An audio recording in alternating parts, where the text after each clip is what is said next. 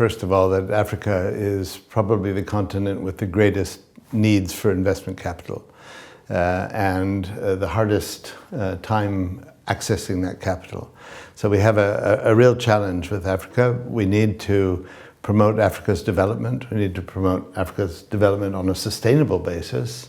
And yet the flows of capital into Africa on sustainable projects is still way below what's required to achieve the SDGs, to achieve the Paris Agreement's goals and so on. So we have a real challenge there to begin with. At the same time, we always say that challenge is also an opportunity. So the opportunities for investment in Africa in clean energy, in water, and in social factors like education and health are absolutely enormous, and the willingness is there. So the first problem we face is that there's a mismatch between the availability of capital and the availability of, if you like, investment grade projects in which to use that capital. So the first thing that needs to be done, I think, is to ensure that in Africa there's the capacity to identify the right projects, to structure them properly, to bring them up to the quality where they can attract funding, and then to have the right sort of contacts with the investor community inside Africa, but also more especially outside Africa. So that's the first challenge. The second challenge is that the African continent is perceived to be made up of countries with a relatively high risk profile. So investment in Africa is more volatile, let's say, than investment in familiar countries in Europe or the Mediterranean. It's more volatile for a whole variety of reasons. There are security risks, there are political risks, there are climate risks, and there is a lack of sort of solid information and data for the evaluation of those risks. So investment in Africa is perceived as artificially too risky. So because we need to invest in Africa, we need to address those questions. And we address them firstly by trying to understand better the nature of the opportunities in Africa, to help strengthen the African actors in financial and capital markets so that they can interact more professionally with their counterparts elsewhere. And we in the UN Environment Programme have chosen to do this by focusing on financial centers. Why financial centers rather than banks or insurances? Well, because the financial centers bring them all together. And they bring them all together not only around a city, but also the hinterland served by that city. So if you're looking at Nairobi, it's becoming very rapidly the financial center for the whole East African community and beyond. Southern Africa, Johannesburg has a vocation for the entire SADC region. So if you're working with those financial centers, you're actually reaching a very large part of the African market.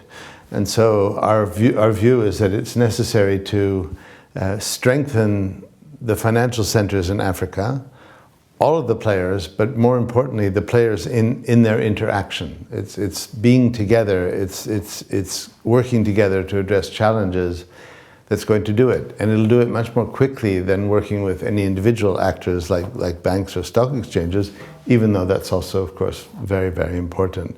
So we are now in a phase of rapid recruitment of African financial centers to join the FC4S network. We have already 4. We have Casablanca, Nairobi, Lagos, and Cairo.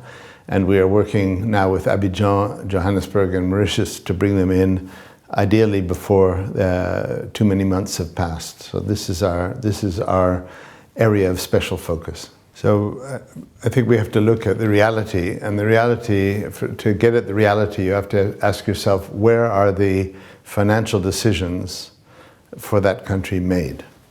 Now, if you have a country like Nigeria with a very active domestic financial market, with an active bond market, with stock exchanges, with a whole community of pension fund companies, many of the decisions about investment in Nigeria are taken domestically. But if you look at other countries like Chad, which is a neighbor of Nigeria, its financial center, its financial institutions are still quite rudimentary, and therefore the decisions about investment in Chad tend not to be made in that country.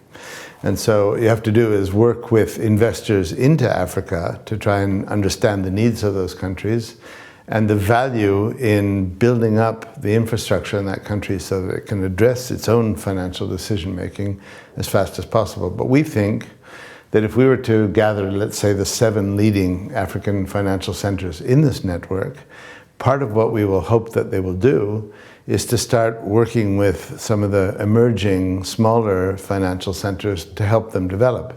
And the advantage is, if you start working with them at an early phase, you can make them into sustainable financial centers right from the start.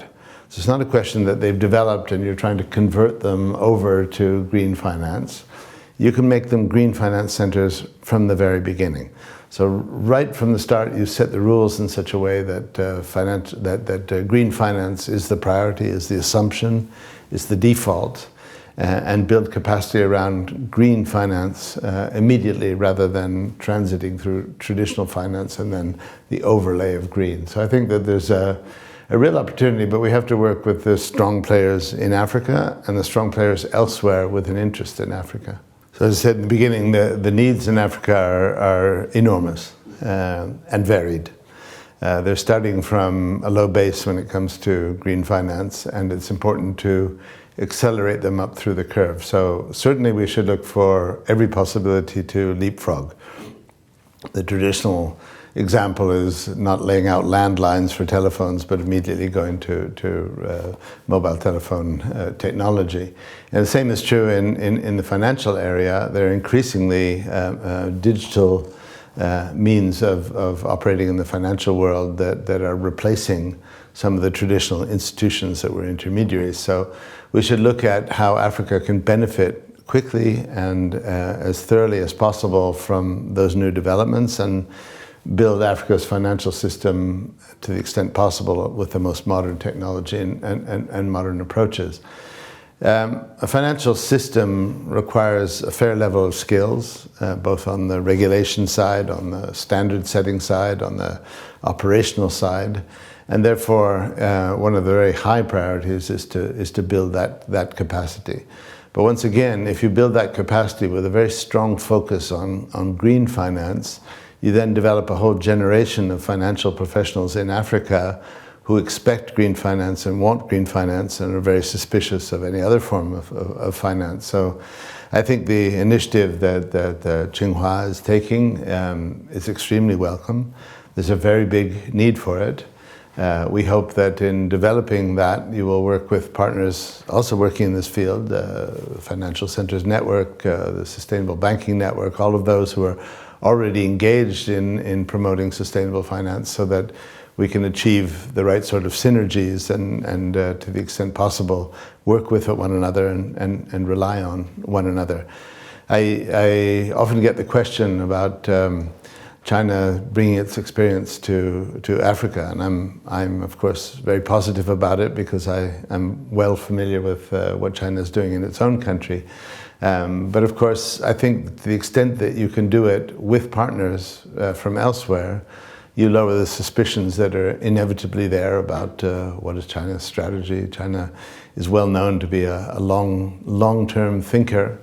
And so for those who don't know China's own commitment to green finance, it's important to allay those suspicions by working with what's already there. And I think this meeting in Casablanca is a very good example of China working with a lot of different partners, including the UN Environment Programme. And I hope that we can build and extend that in the future with other partners who have something to offer and something to bring to the table.